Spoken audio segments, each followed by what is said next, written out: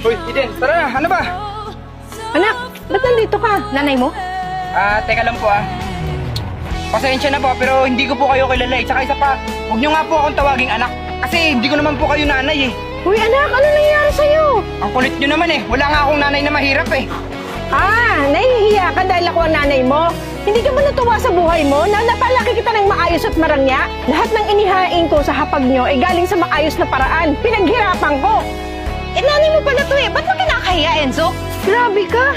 Teka lang, Eden Oo ma! Ano ka ba naman? Naiwan yung baon mo. Ayan, magtubig ka muna. Sige, salamat. Kuya? Anong ginagawa mo dito? Tsaka sino yan? Anong kuya?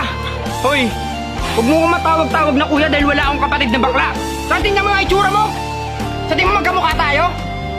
Uy kuya, anong pinagsasabi mo dyan ha? Nagbibiro ka ba? Pwede ba? Umalis na kayo bago pa mag-init yung ulo ko sa inyong dalawa. Ba't sa pinapalis pamilya mo yan, di ba?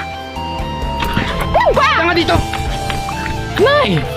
Anong nangyari kay kuya? Grabe yung kuya mo. Grabe. Sobra, no? Sige, Nay. Tampayin nga po muna kayo doon. Di ka nga dito. Bitawan mo ko, nagsasaktan ako! Ano ba? Ba't ka maniniwala sa mga yun? Hindi ko nga kilala yun. Ako hindi maniniwala, ha? Yung matanda na nga nagsabi anak ka niya, di ba? Pati Sige. yung isang bakla, sabi kapatid ka niya, hindi ba ako maniniwala doon? Sige, sabihin mo sa Gusto akin. mo na totoo? Katulong ko yun, Eden. Ano ba? O ngayon, siguro naman maniniwala ka na katulong ko yun. Katulong mo? Ha? Kilala ka nga eh! Kaya nga kilala ako kasi kakatulong ko yun. Eden naman.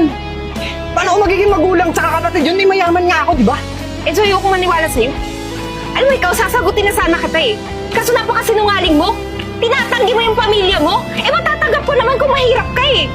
Alam mo, Eden, hindi nga ako nagsisinungaling sa'yo. Hindi ko nga sila kaano-ano eh. Katulong ko nga yun. Ewan ko ba kung maniniwala pa ako sa'yo, Enzo eh.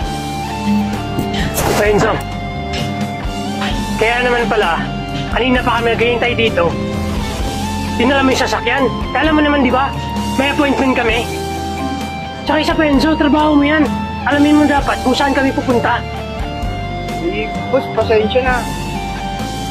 Mo, Francis, may nakita naman na akong ibang papalit na driver para kay Enzo eh. So driver ka pala?